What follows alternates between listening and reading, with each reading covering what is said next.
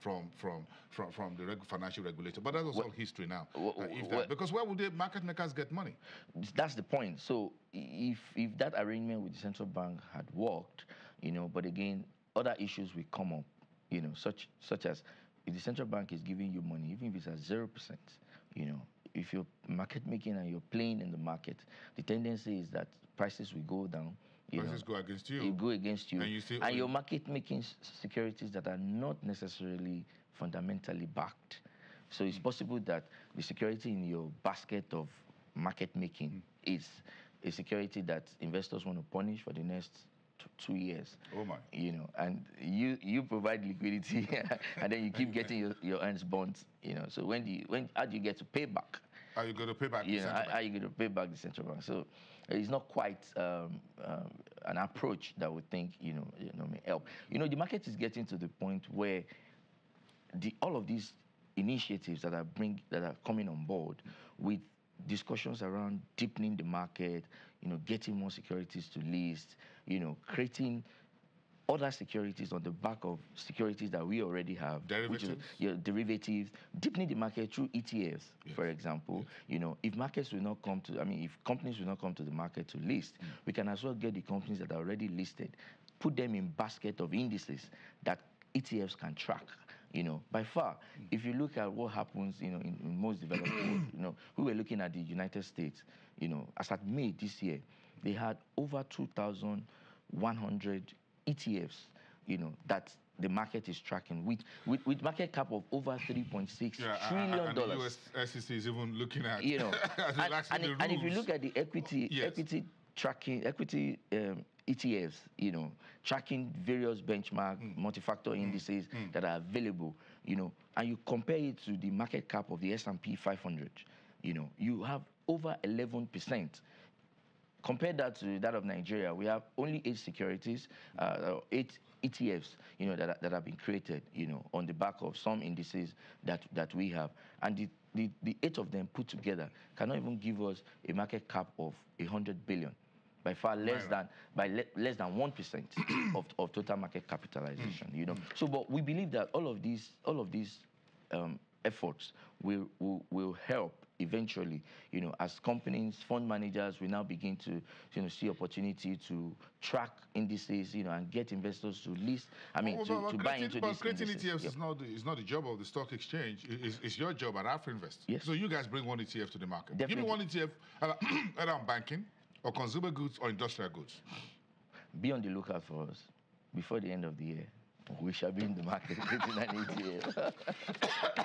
I like that. Yeah. But again, what's the outlook on the rest of the year? We're done with half year. We might just say goodbye. First half, when we're looking at second half. So where do you see this market playing in the second half? Right now, it looks like we're getting a little bit knocked with the global emerging market, the trade fears and what have you. Everybody looks like the U.S. is where to put money now. Nobody wants to offend Donald Trump, as we speak. So technically, investors are saying, look, let's cut a little bit back on frontier funds. Let's cut back a little bit on emerging markets, because China is beginning to feel the heat of what will come up most likely on July the 6th, when all the gloves are off between Washington and Beijing. Yeah, essentially the emerging market run is a factor that will determine where the pendulum will swing for the second half of the year.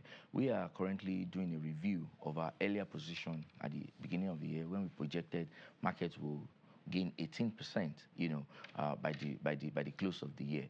It is clear that there are several risk factors, like you mentioned, that investors are particularly trying to watch, more so that you've seen the increase in U.S. Fed rate, and how global systemic central banks are hiking rates, and most funds that are supposed to track emerging market are beginning to consider safer havens that have so to speak higher rates. So for us, we are less optimistic, which we earlier stated in our initial report, that by second half you expect markets to share some of the gains that it has experienced. Unfortunately, as we speak today, year-to-date return is in the negative. I think about 0.7%. But we think there are going to be opportunities to see price appreciations. However, we won't be as bullish as we were again at the beginning of the year.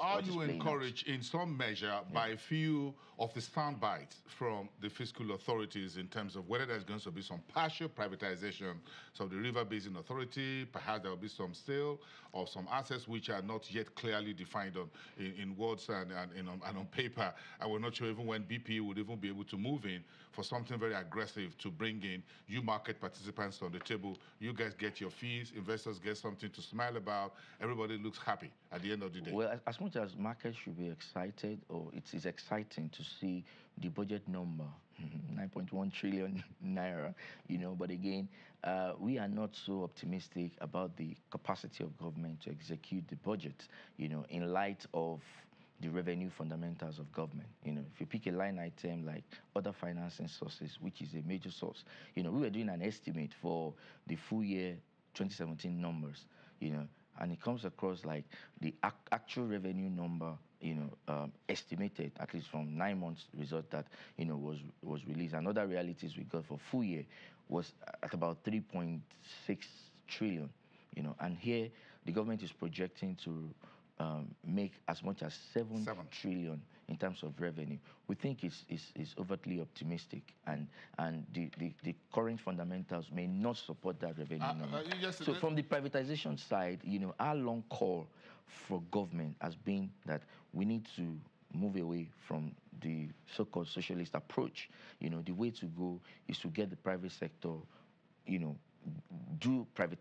embark on privatization of most of these government assets. Key assets. Government should key assets. Yes, key assets. That's the word. Key assets. Not just anything. Key assets. Yes, of course, key assets. Yeah, key assets. When you say key asset, we know what key assets are. Exactly, key assets. Oil and gas. Yes. To be specific. Yes. And then government should take off his hands from getting involved in business, and allow market systems to run affairs of things. Then we get better. Thank you, Robert. Robert Tomato, the head of research at Afrinvest. The vice president 3 days ago had some very harsh words about what is going on in the Nigerian Customs Service. He says, quote, "We have significant problems in the customs